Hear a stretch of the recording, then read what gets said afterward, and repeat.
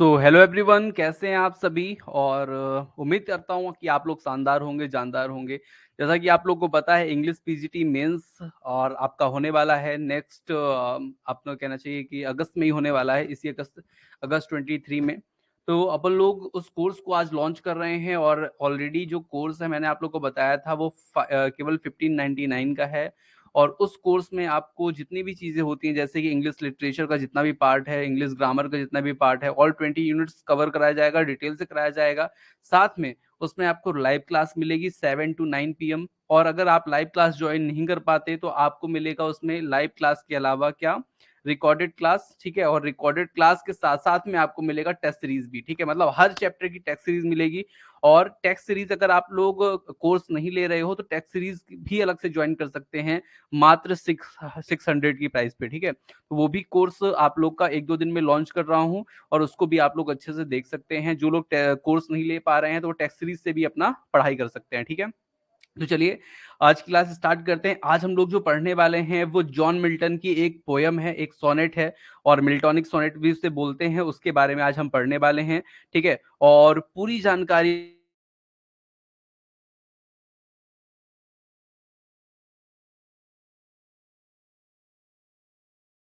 कुछ दिन 2-4 दिन इधर जो पीछे निकले हैं उसको थोड़े मेरे व्यस्ततम थे, इसलिए मैं क्लास नहीं ले पाया। आप लोग को मैंने बताया था भी रीजन क्या था। और अभी अब अपन लोग की रेगुलर क्लास रहेगी, संडे बस ऑफ रहा करेगा। उस दिन भी मैं प्रयास करूंगा कि आप लोग को टेस्ट करा पाऊं। ठीक है, और अच्छी तैयारी करेंगे। अगस्त तक में हम लोग एक अच्छा तैयारी करके सिलेक्शन की तरफ आगे बढ़ेंगे। ठीक है, तो जितने भी स्टूडेंट हैं, जितना भी कंफ्यूजन चल रहा था, सभी इस वीडियो में कवर अप करा दे बता दिया हूं आप लोगों को। अगर कोई भी इन्फॉर्मेशन ऐसी है जो आप पूछना चाहते हैं मुझसे तो कमेंट करेंगे, मैं उसको आपको निश्चित तौर से सोल्यूशन करूंगा। ठीक है, तो चलिए स्टार्ट करते हैं आज के सेशन को।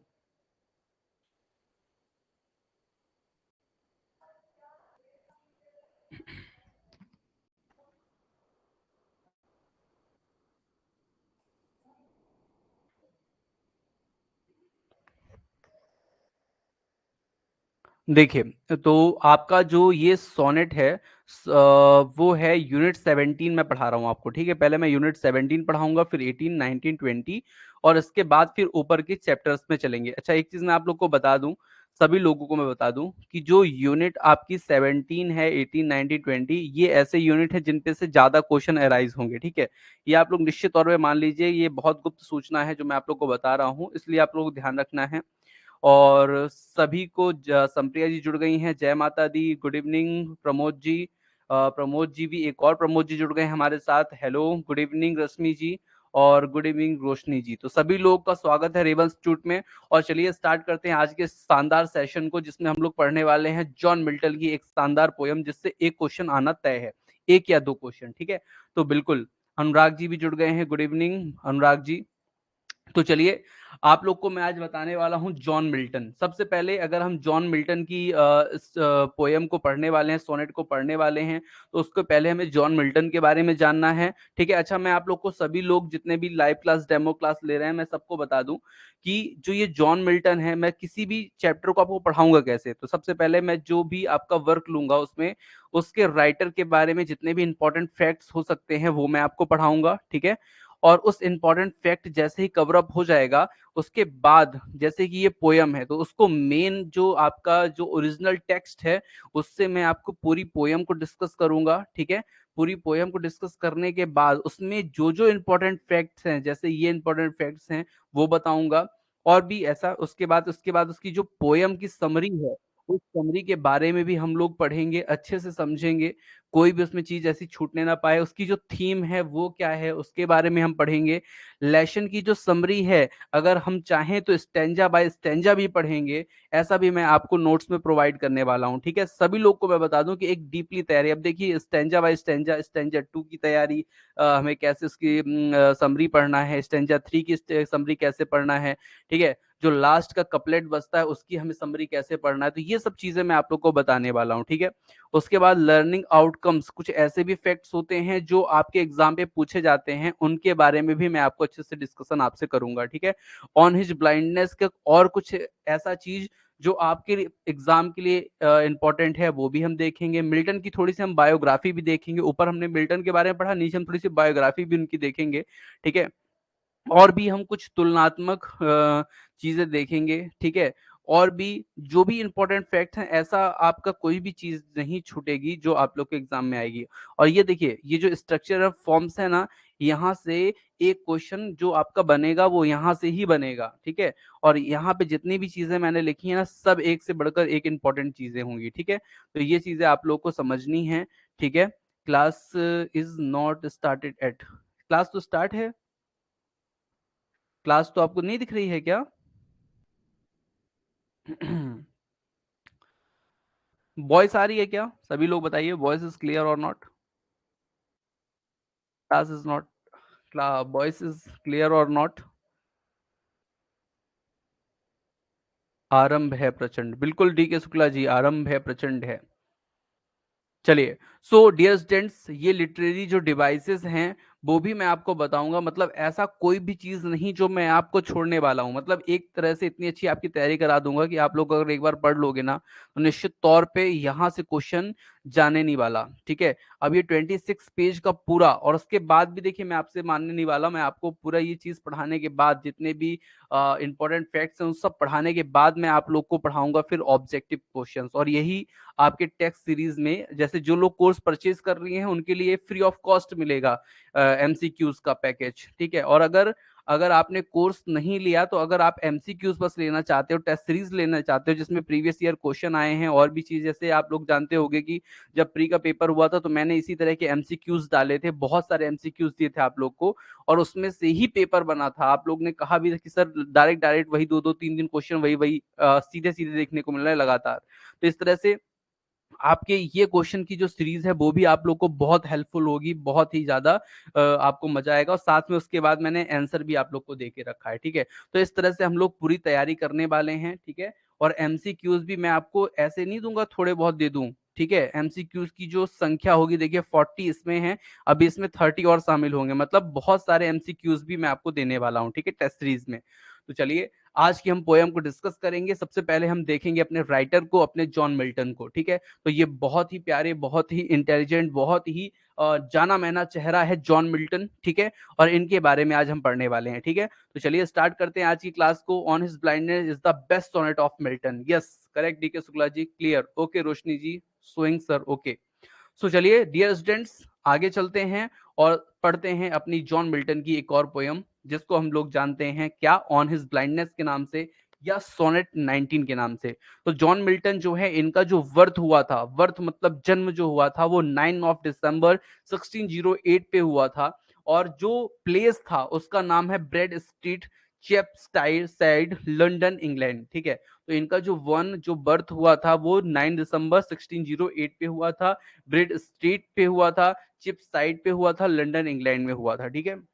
अब इसमें आप लोग को ये चीज जरूर पूछी जाएगी कि लंदन इंग्लैंड में हुआ था कि अमेरिका में हुआ था कि किसी और जगह पे। तो इस तरह से कभी कई बार क्वेश्चन बनते हैं, ठीक है।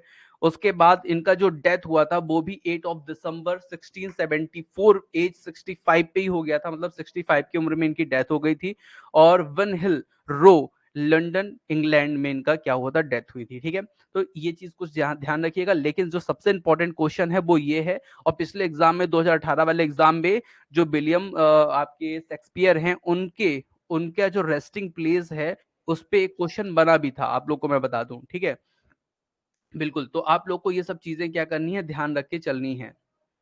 नेहा तिवारी जी कुछ कहना चाहेंगे आप?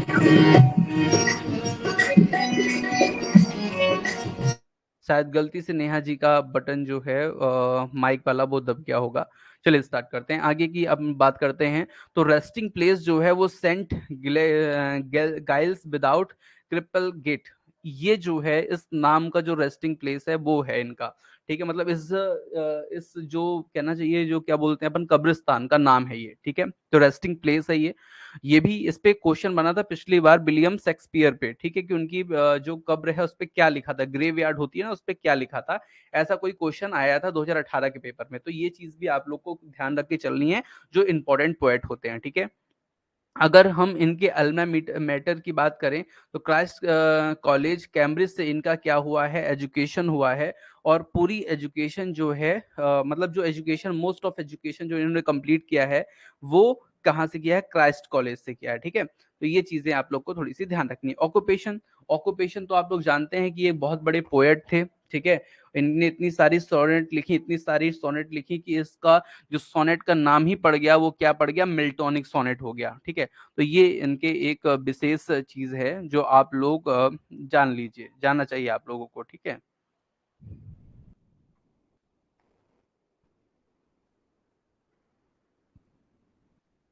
चलिए, तो आगे चलते हैं देवियों सज्जनों।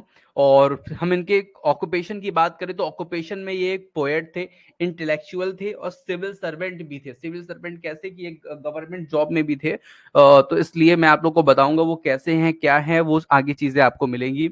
स्पाउस, स्पाउस इनकी 3 शादियां हुई थी। जो फर्स्ट शादी हुई थी इनकी, वो हुई थी मैरी पॉवेल के साथ, पॉवेल के साथ। जो मैरिड हुई थी वो 1642 में हुई थी, लेकिन इनकी डेथ हो गई थी 1652 पे, ठीक है। तो ये चीज आप लोग को ध्यान रखना है कि इनका जो कहना चाहिए कि मैरिज हुई है उसके बारे में भी आपको इंफॉर्मेशन होनी चाहिए, इसलिए क्योंकि इनकी जो शादियां हुई हैं वो एक्चुअली में क्या हुई हैं, बहुत हुई हैं, ठीक है। तो ये चीज आप लोगों को ध्यान रख के चलना है, ठीक है। चलिए आगे चलें, आगे देखते हैं इसमें और क्या क्या चीजें हमें जाननी चाहिए। तो दूसरा है, जो दूसरी इनकी शादी हुई थी after death of first wife, तो कैथरीन वुडकॉक के साथ हुई थी, ठीक है। तो कैथरीन वुडकॉक के साथ इनकी क्या हुई थी, मैरिज हुई थी। हाँ, श्याम। नमस्कार, बताओ श्याम, क्या सुन रहा था। हाँ, हाँ, हाँ, वहीं से देखो ना, अपन लिए थे जहाँ पे पीडीएस चल रहे थे। हाँ, हाँ, तो आ ही देना श्याम। हाँ, हाँ। तो अभी मैं लाइव हूँ श्याम, मैं तो तुमको 9 बजे बताऊँ क्या। वो है जगुआर का है। हाँ, जगुआर का है। ये तुमको वहाँ पे मिल जाएगा, देखो सू प्लाजा के नाम से शॉप है। ये है तुम्हारे साईं मंदिर से जो ये सिटी पैलेस जब हम होते हैं ना, कॉलेज चौराहा साइड। हाँ, तो वहीं पे पचवीं छठवीं नंबर दुकान है, 98 के नीचे। ठीक है, वहाँ पे ले लो, अच्छा दुकानदार है, वो अच्छा देगा उसमें। हाँ, हाँ, हाँ।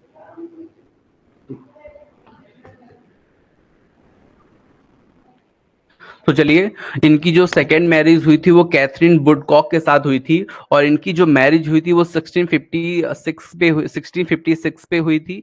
और इनकी जो डेथ हो गई थी, जो मतलब इनकी वाइफ सेकेंड नंबर वाली हैं, उनकी भी 1658 पे इनकी डेथ हो गई थी, ठीक है।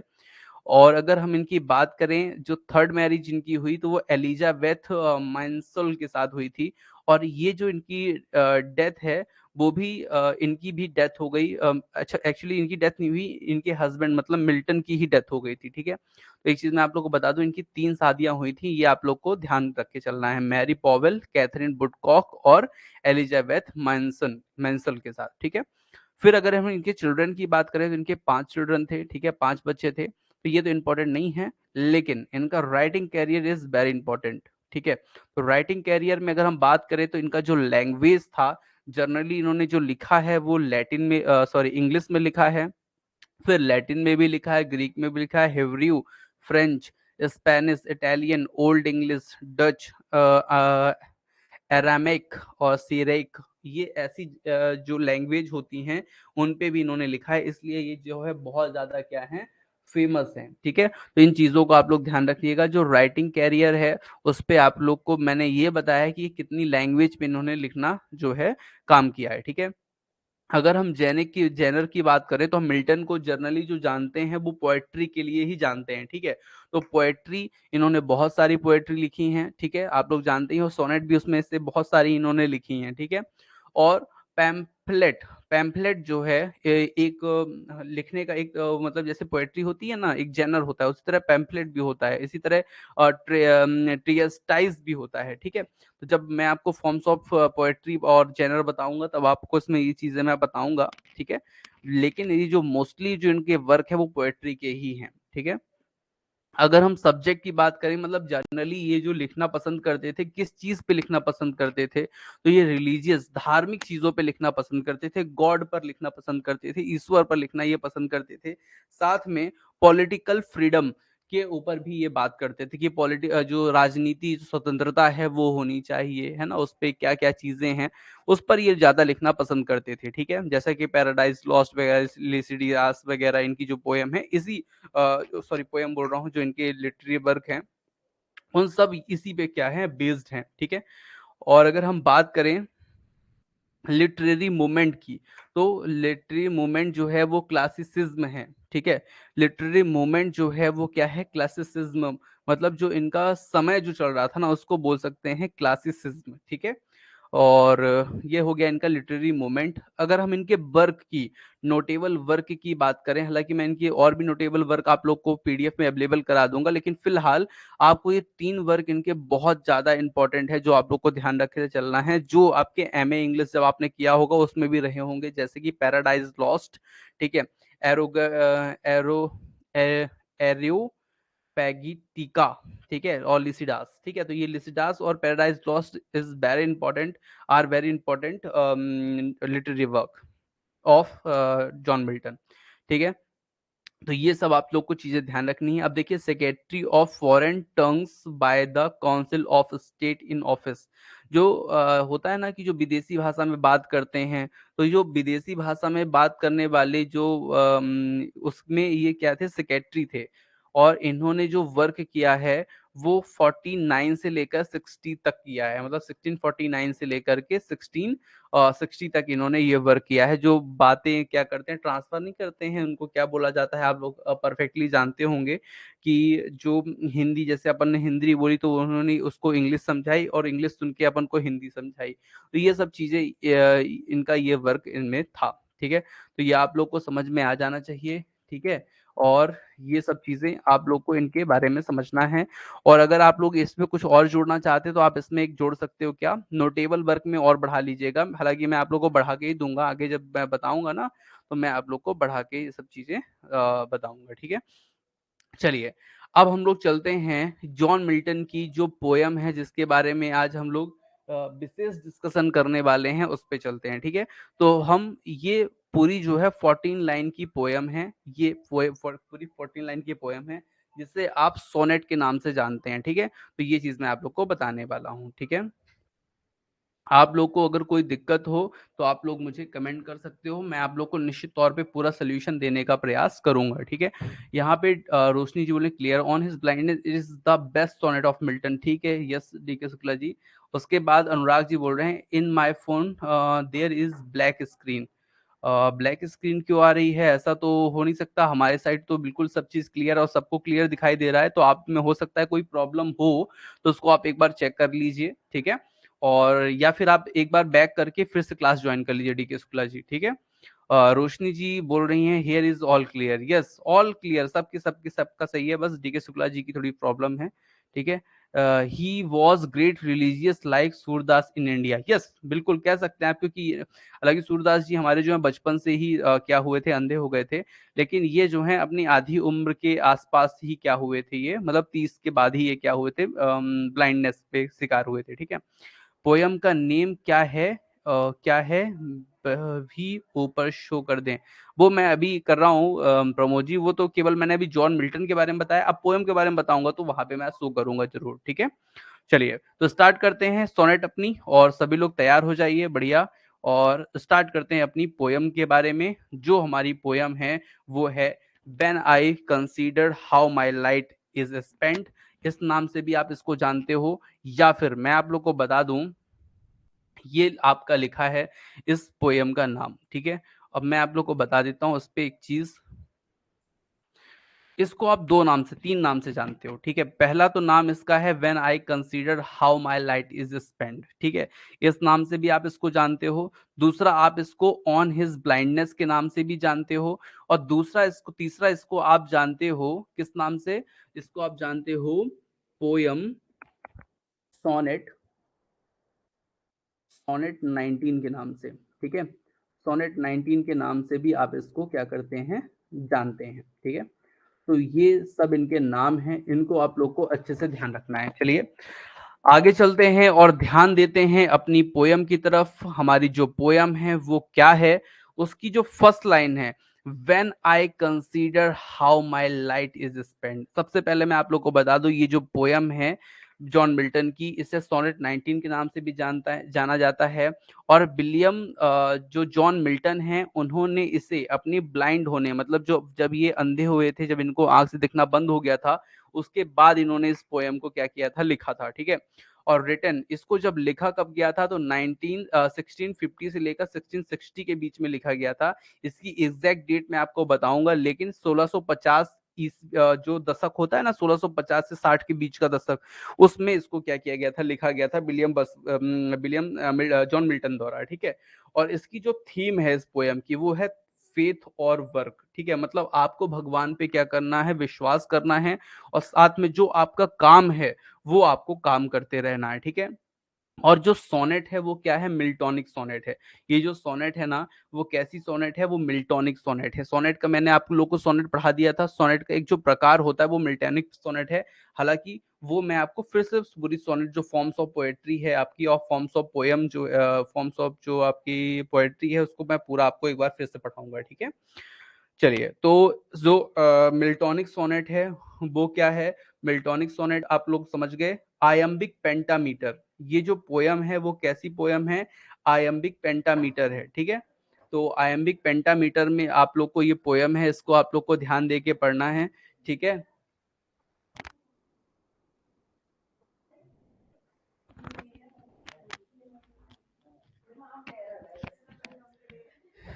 तो ये मिल्टॉनिक सोनेट है, और इसको आयम्बिक पेंटामीटर में क्या किया गया है, लिखा गया है, ठीक है। तो आयम्बिक पेंटामीटर है। और अगर इसकी राइमिंग स्कीम की बात किया जाए, तो वो फिर मैं आपको आगे बताऊंगा, आगे चीजें इसको समझाऊंगा, ठीक है। तो चलिए इसके बारे में हम लोग थोड़ा सा जानते हैं, एक एक लाइन बाय लाइन, ठीक है। तो फर्स्ट जो लाइन है इसकी, when I consider how my light is spend. तो इसमें जो पोएट है वो ये बोल रहे हैं कि जब मैं विचार करता हूँ, क्या विचार करता हूं कि मेरी आंखों की रोशनी कैसे चली गई। माई लाइट इज स्पेंड, स्पेंड मतलब चले जाना, माई लाइट मतलब मेरी आंखों की रोशनी चली गई। तो जब मैं विचार करता हूं कि मेरी आंखों की रोशनी चली गई, कैसे मेरी आंखों की रोशनी चली गई, ठीक है। तो when I consider how my light is spend, जब मैं विचार करता हूं कि कैसे मेरी आंखों की रोशनी चली गई। एर हाफ माई डेज, एर मतलब क्या होता है, आधी उम्र, ठीक है, मतलब उम्र होता है, ठीक है, उम्र। तो यहाँ पे मेरी आधी उम्र होने से पहले, मतलब मेरी आधी उम्र होने से पहले कैसे मेरी जो आंखों की रोशनी है वो चली गई, इस पे मैं जब विचार करता हूँ। In this dark world and wide, ये जो वर्ड है ना, ये जो संसार है ना, वो कैसा हो गया है, वो हो गया है एकदम कैसा, डार्क एंड बाइड, ठीक है, डार्क एंड बाइड हो गया है, ठीक है।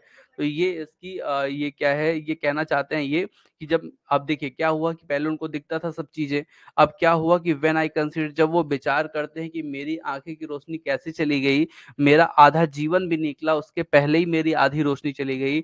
अब जो वर्ड है, जो संसार है, वो कैसा हो गया है, डार्क, काला काला हो गया है। और जो संसार है वो कैसा हो गया, अब जो जीवन हो कैसा हो गया, वाइड हो गया। वाइड मतलब समझते हैं आप लोग, वाइड मतलब होता है चौड़ा हो जाना, बड़ा हो जाना, और या फिर कहना चाहिए कि बहुत बृहद हो जाना। जैसे एक दिन नहीं बोलते कभी कभी, एक दिन हमारा एक साल के बराबर बीत रहा है, तो उसी तरह का इनका जो जीवन है वो बहुत बड़ा इनको लगने लगा है, ठीक है। अब आगे चलते हैं, आगे की हम लाइन को देखते हैं। And that one talent which is death to hide, ठीक है। अब यहाँ पे इसका मतलब है कि और वो एक टैलेंट, यहाँ पे जो एंड दैट वन टैलेंट की बात हो रही ना, और एक वह टैलेंट, टैलेंट मतलब जो इनका लिखने वाला टैलेंट था, जॉन मिल्टन का जो लिखने वाला टैलेंट था, which is death to hide, ठीक है। तो जिसे छुपाना मौत के बराबर है, ठीक है, या उसको छुपा लें जो क्या है मौत के बराबर है, ठीक है। मतलब इसका इनका ये कहना है कि जो मेरा टैलेंट था अगर मैं उसको छुपा लूं तो वो मौत के बराबर है। मतलब जो मैं काम कर रहा था पहले लिखने वाला, उसके बाद मैं अंधा हो गया, अगर मैं उसको छुपा दूं या बंद कर दूं तो फिर तो मेरी मौत ही हो जाएगी, ठीक है। तो मौत के बराबर ही है, तो वो उसको अगर छुपाऊं तो क्या करना है, मुझे लिखना चाहिए। इनका कहने का मतलब है कि मुझे वो काम करते रहना चाहिए, लिखते रहना चाहिए, ठीक है। जो फोर्थ लाइन है वो क्या कहती है, तो भैया लॉज विथ मी यूजलेस दो माई सोल मोर बेंट, ठीक है। तो यहाँ पे ये जो लाइन है फोर्थ नंबर, इसका ये कहना है कि वो टैलेंट मेरा बेकार है, ठीक है। कौन सा टैलेंट मेरा बेकार है, lodged with him useless. Lodge मतलब जानते हो क्या, लॉज मतलब होता है कि जो मेरा टैलेंट उसको आप दबा के रख लो तो वो क्या हो जाएगा, यूजलेस हो जाएगा। तो जो मेरा टैलेंट है ना वो अब यूजलेस है। अगर आंखें होती तो मैं लिखता, अब आंखें नहीं है तो मैं नहीं लिखूंगा, नहीं लिख पा रहा हूँ। तो मतलब हो सकता है कि वो मेरा जो टैलेंट है वो क्या हो गया, बेकार हो गया। दो माई सोल मोर बेंट, हालांकि मेरी आत्मा अभी भी मेरे भगवान की क्या करना चाहती है, सेवा करना चाहती है। वो हालांकि ये इस लाइन पे क्लियर होगा आप लोग को, ये ऐसे लाइन पे अगर आप पढ़ोगे ना यहां तक, यहाँ पे माई मेकर का मतलब होता है भगवान। हमको किसने बनाया, माई मेकर कौन, भगवान, गॉड, ठीक है। तो यहाँ पे जो विलियम वर्dsworth का नाम बार बार आ रहा है, जॉन मिल्टन। तो जॉन मिल्टन जो है वो ये बोलना चाहते हैं जो मेरी सोल है, मेरी जो आत्मा है, to serve therewith my maker, वो मेरे मेकर मतलब मेरे भगवान की क्या करना चाहती है, सेवा करना चाहती है। और जिस लिए भगवान ने मुझे भेजा इस पृथ्वी पे वो काम करना चाहती है। जैसे मुझे बताइए आप लोग कि आप लोग का काम क्या है, मेरा काम क्या है अभी आप लोग को पढ़ाना। तो मेरा जो पढ़ाने वाला काम है, इसीलिए तो मुझे भगवान ने भेजा है कि जाओ बेटा ये जो लोग हैं इनको पढ़ाओ, तुम पढ़ाने वाला काम है, ये काम तुम करो, ये जॉब के जॉब करो, ठीक है। तो इसलिए तो भगवान ने भेजा है। तो यही पोएट बोल रहे हैं कि दो माई सोल मोर बेंट, जो मेरी आत्मा है वो क्या है, अभी भी मेरे गॉड की सेवा करने की तरफ क्या है, झुकी हुई है। बेंट मतलब होता है झुका हुआ होना। एंड प्रेजेंट, अब यहाँ पे इस लाइन की मैं बात करता हूं आप लोगों से, and present my true account lest he returning child, ठीक है। तो यहाँ पे इसका मतलब है कि और जो मैं अपने कर्मों का ट्रू अकाउंट गॉड के सामने प्रेजेंट करना चाहता हूँ, ठीक है, नहीं तो वह क्या करेंगे, डांटेंगे। मतलब यहाँ पे ये कहने का मतलब है जो, देखिए अब अंधे तो हो ही गए हैं, अब क्या कर सकते हैं। तो यहाँ पे गॉड की ये कि अभी भी सेवा करना चाहते हैं, मतलब गॉड ने जो इनको दिया है काम वो अभी भी वो करना चाहते हैं। और बोलते हैं कि वर्तमान में जो मेरा ट्रू अकाउंट है, ट्रू अकाउंट मतलब जो मैंने पुराने कर्म किए हैं जो आगे मैं करूंगा वो मैं करना चाहता हूं, अगर नहीं करूंगा तो लेस्ट ही रिटर्निंग साइड, नहीं तो भगवान मुझे क्या करेंगे, डांटेंगे, ठीक है। नहीं तो वह क्या करेंगे, डांटेंगे, ठीक है। तो ये चीज जो है वो पोएट क्या है बोलना चाहते हैं, ठीक है। क्या भगवान अब यहाँ पे क्या बोलते, देखिए यहाँ पे समझ गया ना आप लोग। यहाँ पे पूरी जो कहानी है वो जो पोयम है वो यही कह रही है कि भगवान ने जो उनको काम दिया था वो करना चाहते हैं, अगर वो नहीं कर पाएंगे वर्तमान में अंधे होने के बाद तो भगवान उसके लिए उनको क्या करेंगे, डांटेंगे और उनका उपहास उड़ाएंगे, ठीक है। जो नेक्स्ट लाइन है, डॉथ गॉड एग्जैक्ट डे लेवर लाइट डिनाइड। अब इसका जो मतलब हुआ ना वो क्या हुआ, डॉथ मतलब एक्चुअली मैं आपको बताऊं डज होता है। क्या होता है डॉथ मतलब, डज, ये पुरानी जो लिटरेरी टर्म है उसका मतलब होता है डज, डॉथ का, ठीक है। तो यहाँ पे जब भी डज सेंटेंस के फर्स्ट में आएगा तो यहाँ पे इंट्रोगेटिव मार्क लगा है, मतलब ये इंट्रोगेटिव सेंटेंस, यहाँ पे क्वेश्चन करना। पोएट है जो अंधे हो गए हैं वो अब क्या करना चाहते हैं, क्वेश्चन करना चाहते हैं भगवान से, क्या भगवान उनसे भी मेहनत करवाना चाहते हैं जो नेत्रहीन है। मतलब जो यहाँ पे लाइट डाइनाइट मतलब क्या, जिनकी आंखें नहीं है, जिनको दिखता नहीं है। डे लेबर मतलब उनसे भी मजदूरी मेहनत करवाना चाहते हैं, कौन, एग्जैक्ट मतलब क्या होता है, चाहना, कौन, भगवान। तो क्या भगवान उनसे भी मेहनत करवाना चाहते हैं जिनके आंखें नहीं हैं। आई फाउंडली आस्क, मैं बहुत विनम्रता पूर्वक उनसे पूछना चाहता हूँ, किससे, भगवान से पूछना चाहता हूँ बहुत ही विनम्रता पूर्वक, क्या जिनकी आंखें नहीं है उनसे भी भगवान मेहनत कराना चाहते हैं। तो ये ऐसा क्वेश्चन भगवान से ही पूछना चाहते हैं, गॉड से ही पूछना चाह रहे हैं, ठीक है। बट पेशेंट टू प्रिवेंट, लेकिन जो धैर्य होता है ना, जो जो सब्र होता है ना, वो इसको क्या कर देता है, प्रिवेंट कर देता है, रोक देता है। किसको रोक देता है?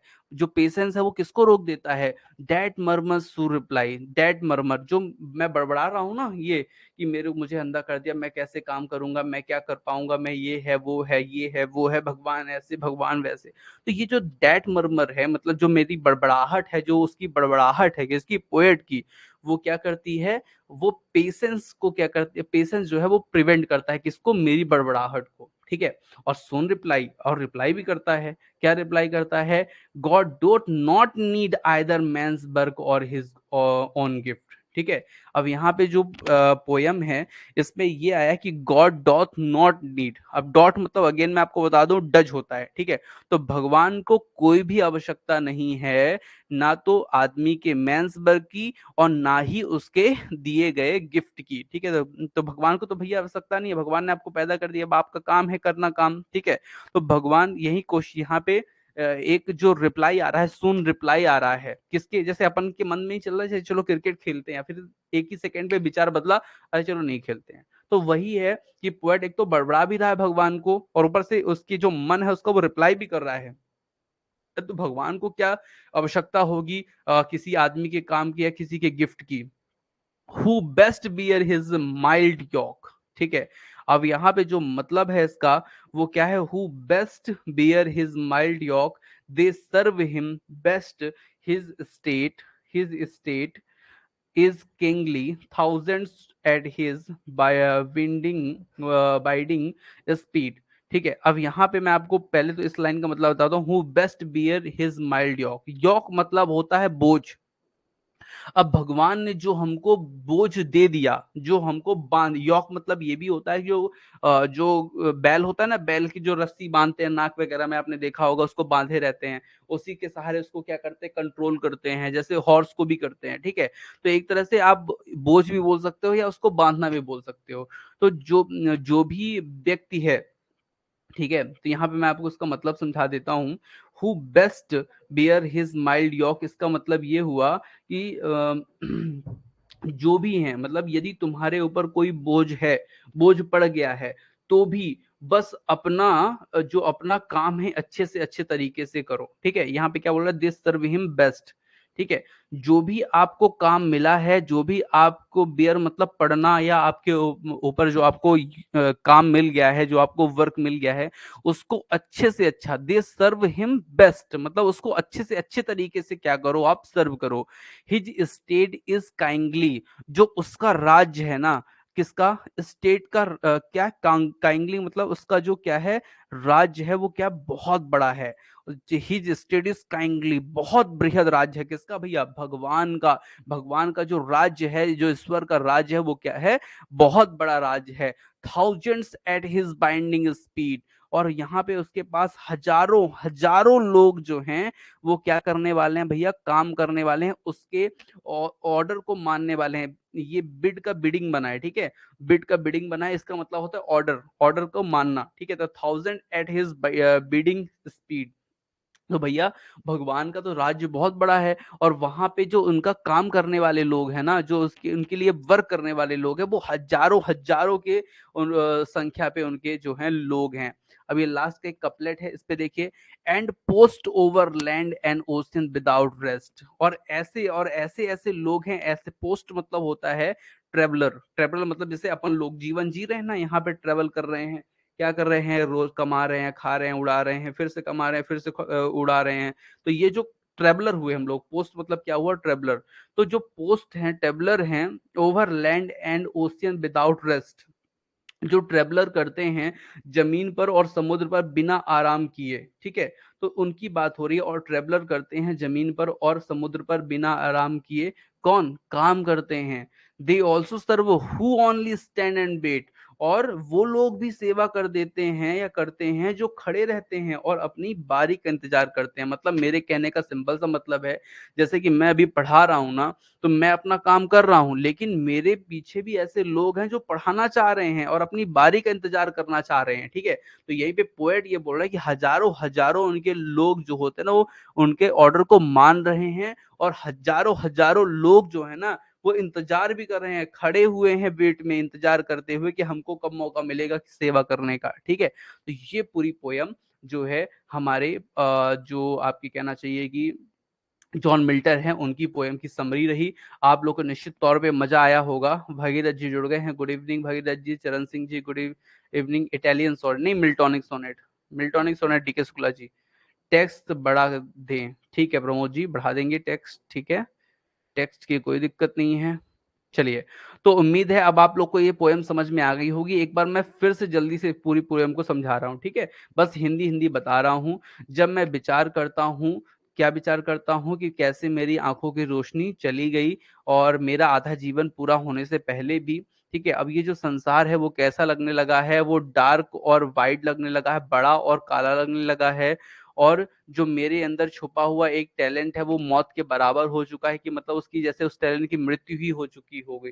क्यों? क्योंकि उनका जो टैलेंट है वो यूजलेस हो चुका है। और जो उनकी सोल है ना, वो फिर भी अभी भी क्या होती है, बेंट होती है, झुकती है अपने मेकर की तरफ, मतलब भगवान की तरफ, कि वो उनकी क्या कर सके, सेवा कर सके। और वर्तमान में जो उनका जो ट्रू अकाउंट है ना, मतलब जो वर्तमान में जो अभी काम नहीं कर पा रहे ना, तो उसके लिए भगवान उनको डांटेंगे भी, लेकिन उनका मन है, लेकिन उनकी आंखें नहीं है, तो वो कैसे लिख पाएंगे? ठीक है, और वो अब यहाँ पे क्वेश्चन कर देते हैं भगवान से सीधा सीधा, क्या भगवान अंधे बिना आंख वालों से भी कुछ काम करवाना चाहते हैं क्या? जो डे लेबर मतलब मजदूरी कराना चाहते हैं क्या? मैं भगवान से बहुत ही रिस्पेक्टफुली, बहुत ही आदर से, बहुत ही सम्मान से पूछता हूँ। लेकिन जो पेशेंस होता है ना, वो रोकता है किसको? जो ये मेरे प्रश्न है, जो मेरे बार बार प्रश्न भगवान पे ही मैं जो प्रश्न कर रहा हूँ ना, तो वो जो सब्र होता है ना, वो प्रिवेंट करता है, रोकता है मर्मर, बड़बड़ाहट को। और मन ही क्या करता है, रिप्लाई भी करता है कि गॉड को क्या आवश्यकता है कि कोई व्यक्ति उसको क्या करे, उसके लिए काम करे या उसके को गिफ्ट दे। भगवान को क्या आवश्यकता है, वो तो सर्वशक्तिमान है, वो चाहे जितना चीजें ले सकते हैं, उसका कोई भी काम कर सकते हैं। ठीक है, who best bear his mild yoke. और जो भी जिसके ऊपर भी जो भी काम भगवान ने दिया है, उनके माइंड पे जो भी उनको जो प्रोग्राम जो उनको मतलब क्या दिया है, काम दिया है, बोझ दिया है, उसको क्या है, बेस्ट से बेस्ट तरीके से क्या करना चाहिए, आपको सेवा करनी चाहिए। ठीक है, who best bear his mild yoke, they serve him best. ठीक है, इसका मतलब ये है कि जो भी भगवान ने जिसको भी जो भी वर्क दिया है, जैसे मुझे पढ़ाने के लिए दिया है, तो मुझे अपनी पूरी शक्ति, पूरी तन्मयता के साथ आप लोगों को क्या करना चाहिए, पढ़ाना चाहिए। हिज स्टेट इज काइंडली, जो इसका स्टेट है वो क्या है, काइंडली। जो इसका राज्य है वो बहुत बड़ा राज्य है, 1000 एट हिज बाइंडिंग स्पीड। और इस राज्य की जो स्पीड है, मतलब इसका जो राज्य है ना, वो बहुत बड़ा है।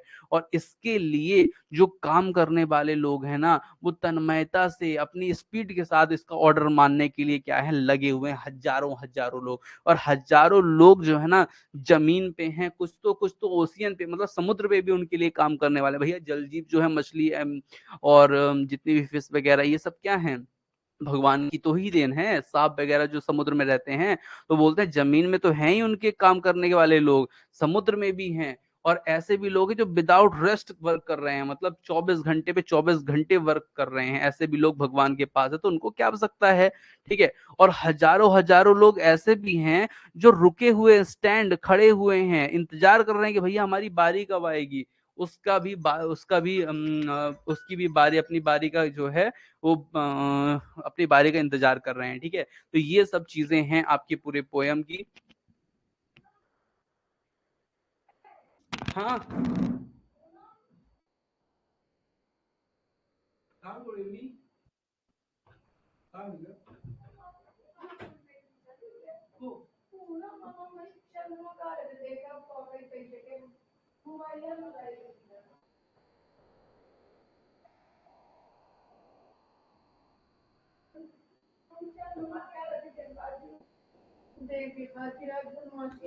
दो मिनट होल्ड डाउन कीजिएगा, मैं क्लियर करता हूँ।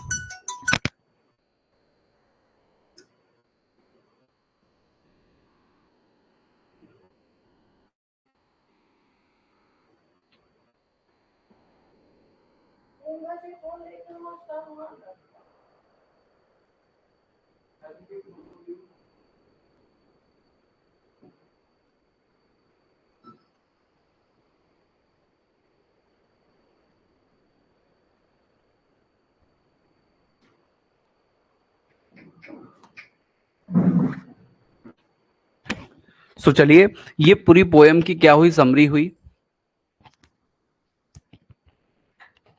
ठीक है, तो ये जो आप लोगों ने देखा, ये पूरी समरी मैंने आप लोग को बताई पोयम की। ठीक है, और निश्चित तौर पे आप लोग को समझ में आई होगी। अब हम लोग इंपॉर्टेंट फैक्ट्स देखने वाले हैं जो एग्जाम में आप लोग को सीधे सीधे पूछे जाएंगे। ठीक है, तो उन पे चलते हैं। सभी लोग जुड़ते रहिएगा, समझते रहिएगा। कोई भी तरह की अगर दिक्कत है आप लोग कमेंट कीजिए, मैं उसका सोन रिप्लाई आपको को करूंगा। ठीक है, और चलिए स्टार्ट करते हैं आगे पोयम को। तो देखिए, अभी हम लोग ने दो चीज पढ़ी और अपने ओरिजिनल टेक्स्ट से समरी को समझा, और दूसरा हमने एक और चीज पढ़ी जॉन मिल्टन के बारे में। ठीक है, अब तीसरी और चौथी पांचवी चीज क्या क्या हम पढ़ने वाले हैं, इसमें पूरे चैप्टर को हम कैसे कवर करने वाले हैं, वो आज हम देखने हैं। ठीक है, तो चलिए स्टार्ट करते हैं आगे के सेशन को।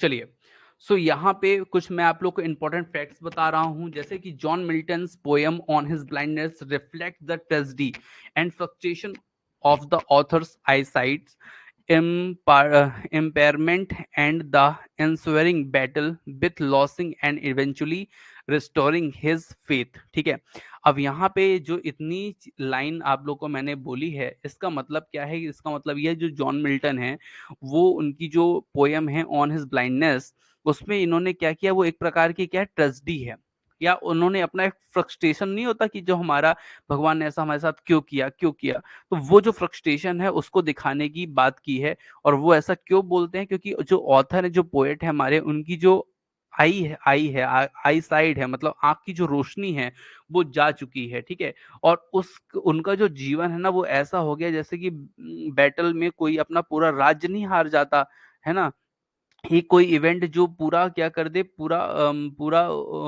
कहना चाहिए कि पूरा उसका साम्राज्य खत्म कर दे, ऐसा कुछ। जैसे कि मान लीजिए आपके पास बहुत सारा पैसा है, सब चीज है, और एक दिन आपके पास ऐसा हो जाए कि आपके पास केवल एक रोड हो, रोड के किनारे आप खड़े हो, आपका घर पैसा सब चला जाए।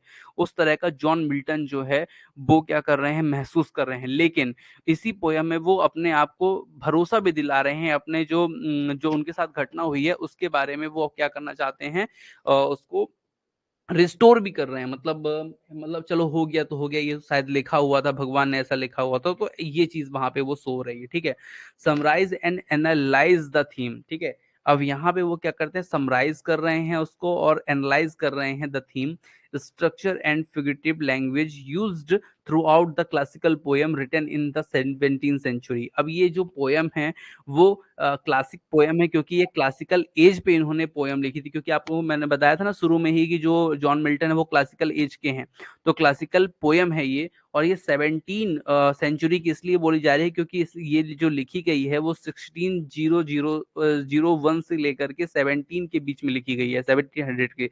इसको 17 सेंचुरी में क्या करेंगे, हम शामिल करेंगे। ठीक है, चलिए आगे हम चलेंगे। इसके कुछ जो इसकी पोएम की समरी है वो हम लोग कल देखेंगे, और उससे पहले हम लोग समझेंगे कुछ important facts about about this poem. ठीक है, तो this poem is a traditional sonnet. जो ये पोएम है ना, वो क्या है, एक ट्रेडिशनल सोनेट है। ठीक है, समझिएगा, containing 14 lines and using the Italian sonnet rhyming scheme. ठीक है, अच्छा, इसकी जो बिल्कुल बिल्कुल यहाँ पे आप लोग ने एक किसी ने भी बोला भी था, इसकी जो राइमिंग स्कीम है ना, वो इटालियन सोनेट की तरह है, इसलिए आपने इसको बोला होगा कि ये क्या है, इटालियन सोनेट है। अब आप लोग को मैं बता दूं, इटालियन सोनेट और मिल्टॉनिक सोनेट एक ही होती हैं। ठीक है, सबसे पहले आप लोग को ये जान लीजिए। ठीक है, जितने लोग भी जुड़े हैं ना, इटालियन सोनेट को ही मिल्टॉनिक सोनेट नाम दे दिया गया था, क्योंकि जॉन मिल्टन ने इटालियन सोनेट को इतना वर्क किया था, उस पर इतना वर्क किया था, इतना वर्क किया था कि उसी इटालियन सोनेट का जो नाम बदल करके मिल्टॉनिक सोनेट रख दिया गया था। ठीक है, तो आप लोग ये समझ के रखिएगा, इटालियन सोनेट ही मिल्टॉनिक सोनेट है। ठीक है, इस पे आप लोग कंफ्यूज मत होइएगा, जैसे अभी कमेंट आया था। ठीक है, तो कनेक्ट सोनेट राइमिंग स्कीम क्या है इसकी, ABBA, ABBA, CDE, CDE। अब मैं आप लोग को थोड़ा सा राइमिंग स्कीम निकालना बता देता हूँ कि राइमिंग स्कीम कैसे निकालते हैं।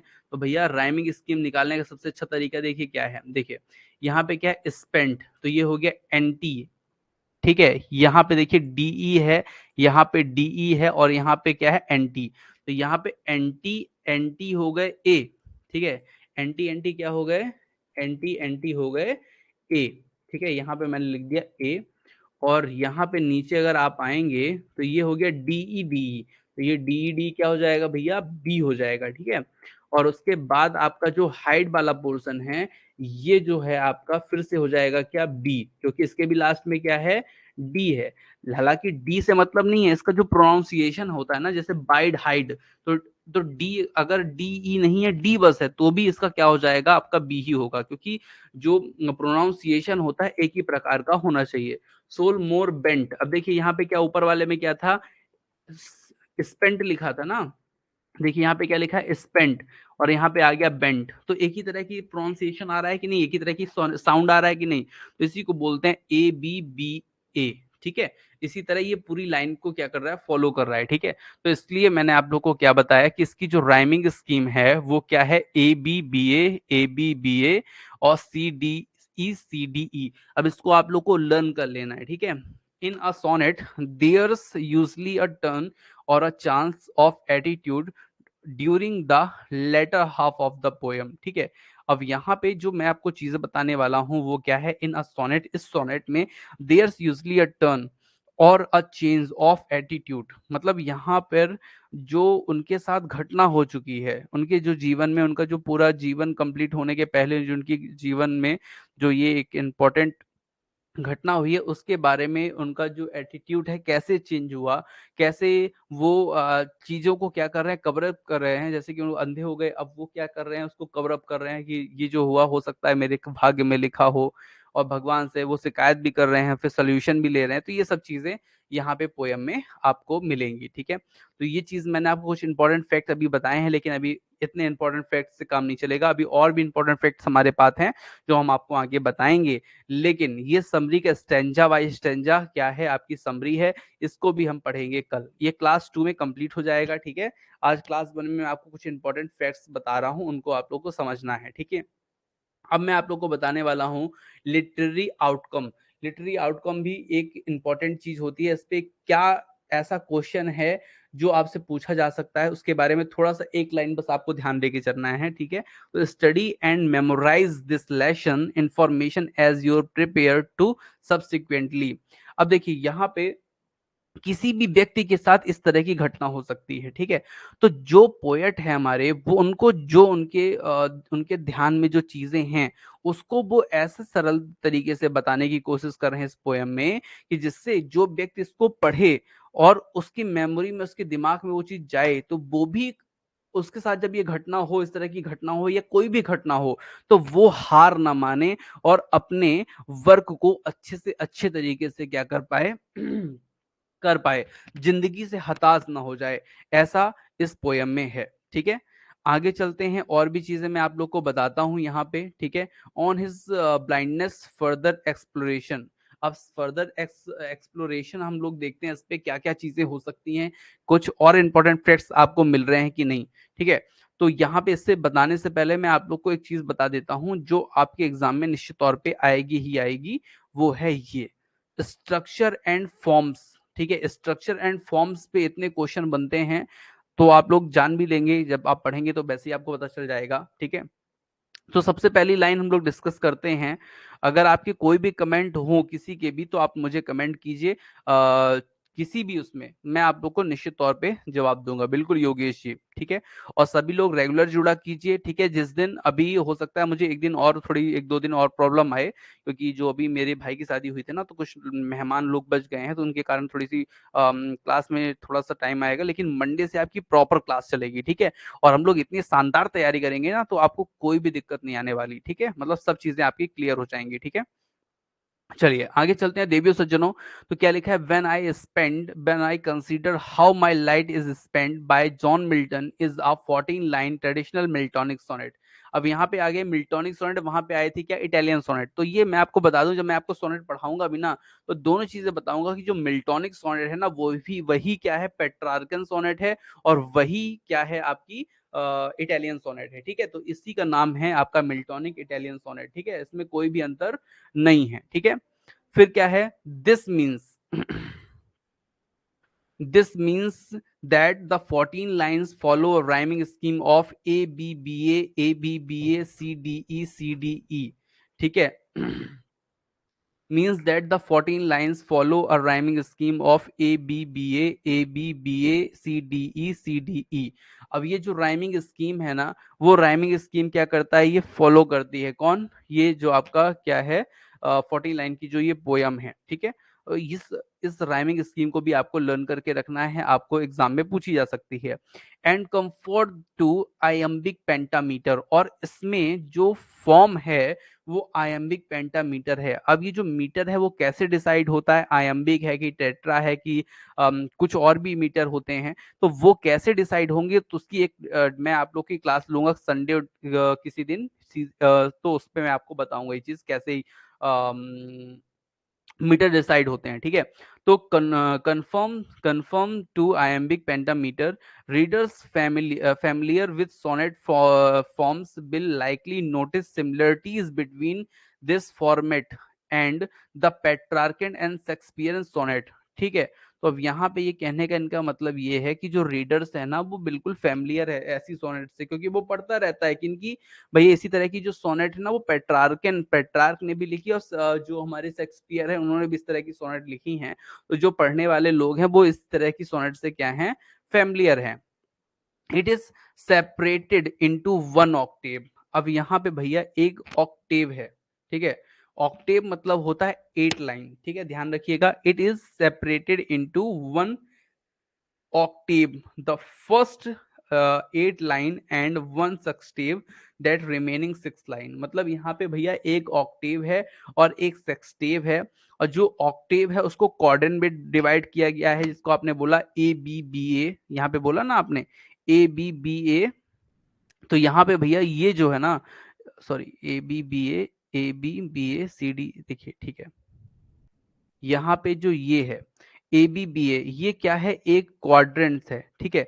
और ये पूरा है क्या आपका ऑक्टेव, तो ऑक्टेव में दो क्वाड्रेंट्स हो गए, और ये एक लास्ट वाला क्या है, सेक्सटेव है, सेक्सटेव में क्या हो गए, दो टेरसेट हो गए, ठीक है। उसको उसको तीन तीन लाइनों में क्या कर दिया गया है, बांट दिया गया है। The Petrarchan and Shakespearean sonnet, it is separated into one octave, the first 8 lines and one sestet, the remaining 6 line, ठीक है। तो यहाँ पे एक ऑक्टेव होगा जिसमें 8 लाइन होगी, एक सेक्सटेव होगा जिसमें 6 लाइन होंगी, ठीक है, और रिमेनिंग 10 रिमेनिंग 6 लाइन, और जिसमें क्या होगी, 6 लाइन होंगी, ठीक है। टोटल कितनी हो गई लाइन हमारी, 14 लाइन हो गई, ठीक है। तो यहाँ पे आपने बहुत सारी चीजें पढ़ी होंगी जो आपके एग्जाम में क्या रहेगा, इंपॉर्टेंट रहेगा आने के लिए, ठीक है। अब लिटरेरी डिवाइसेस, कुछ लिटरेरी डिवाइसेस होती हैं जिनको हमें जानना चाहिए, जिनको हमें पढ़ना चाहिए, ठीक है, और उन पे भी क्वेश्चंस हमारे बनते हैं, ठीक है। तो ये सब चीजों को हम पढ़ेंगे अब नेक्स्ट क्लास में, ठीक है। हमारी एक क्लास अभी और होगी, और उसके बाद फिर हम लोग पढ़ेंगे क्या, एमसीक्यूज, ठीक है। तो उस पर भी चर्चा हमारी होगी, अच्छे से चर्चा होगी। आप लोग बढ़िया रेडी हो जाइए पढ़ने के लिए, क्योंकि मैं पढ़ाने के लिए अब रेडी हो चुका हूँ, ठीक है। बस 1-2 दिन की और बात है, पूरी तैयारी मैं आपकी अच्छे से कराने वाला हूँ, ठीक है। तो आप लोग बढ़िया तैयार हो जाइए अच्छे से पढ़ने के लिए, और निश्चित तौर पे आप लोग को बहुत मजा आने वाला है पढ़ने पढ़ने पढ़ करके, ठीक है। तो चलिए, मैंने आपको एक बार और बता देता हूँ कि जो आपका ये कोर्स है, इंग्लिश पीजीटी सिलेक्शन कोर्स है, इस मेंस एग्जाम के लिए ये कोर्स है, और इस पे आपको क्या करना है, अच्छे से अच्छा रिजल्ट लाने के लिए इस कोर्स को ज्वाइन करना है। इसमें आपको मैं जो तैयारी कराऊंगा वो मैंने आपको फर्स्ट में बता ही दिया, क्लास के फर्स्ट में बता ही दिया है कि क्लास आपकी होगी, उसमें पूरी आपको मैं डिजिटल पीडीएफ नोट्स अवेलेबल कराऊंगा, लाइव क्लास रहेगी, अगर लाइव आप ज्वाइन नहीं कर पाएंगे रिकॉर्डेड क्लास रहेगी, और साथ में आपको उसमें क्या मिलेगी, टेस्ट सीरीज भी मिलेगी, ठीक है। तो ये पूरी तैयारी आप लोग की मैं कराने वाला हूँ, ठीक है। तो आज क्लास में इतना ही देवी सज्जनों, मिलते हैं नेक्स्ट क्लास में। Thank you for watching dear students, thank you thank you thank you, good night. और नेक्स्ट क्लास में सभी लोग ग्रामर वाली क्लास में सभी लोग जुड़िए, और आज हमारा एक नया टॉपिक स्टार्ट होगा ग्रामर में, ठीक है। तो थैंक यू, और कोई अगर क्वेश्चन हो आप लोग कमेंट कीजिएगा, कोई भी क्वेश्चन आप लोग का होगा कमेंट कीजिएगा, ठीक है। चरण सिंह जी बिल्कुल, thank you, okay okay, thank you thank you thank you thank you. चलिए मिलते हैं फिर नेक्स्ट क्लास में, और उसमें जो भी आप लोग के क्वेश्चन होंगे तो क्लियर करेंगे, ठीक है। यहाँ पे कुछ पूछ रहे हैं, क्या प्रमोद जी पूछ रहे हैं कि कोई और पूछ रहा है, चलिए ठीक है, तो क्लास में मिलते हैं फिर, ठीक है, वेल डन, ठीक है ठीक है। तो नेक्स्ट क्लास में मिलते हैं, और भी अच्छे से तरीके से पढ़ाई करेंगे। और आप लोगों को मैं बता दूं कि आप लोगों का कोर्स मैं प्रयास करूंगा 15 जुलाई के पहले ही मैं आपका समाप्त कर दूं कोर्स, क्योंकि आपको रिवीजन के लिए भी अच्छा टाइम मिल जाएगा, ठीक है। तो अच्छी से तैयारी चलेगी। बस एक मेरा काम आप लोग कर दीजिए, मेरा काम बस इतना सा है कि आप लोग तो अपने जो फ्रेंड सर्कल में ये जो मैंने नोटिफिकेशन आज भेजा था उसको आप लोग थोड़ा सेंड कर दीजिए। उससे क्या होगा कि थोड़ा सा और लोग जान पाएंगे अपने रेवन इंस्टीट्यूट के बारे में, ठीक है। तो इतना काम आप लोग का है, मेरा काम मैं कर रहा हूँ, आप लोग भी थोड़ा थोड़ा मेरी हेल्प करते रहिए, ठीक है, जिससे अपनी जो इंस्टीट्यूट है और भी ग्रो अप कर पाए, ठीक है। Thank you dear student, thank you, thank you.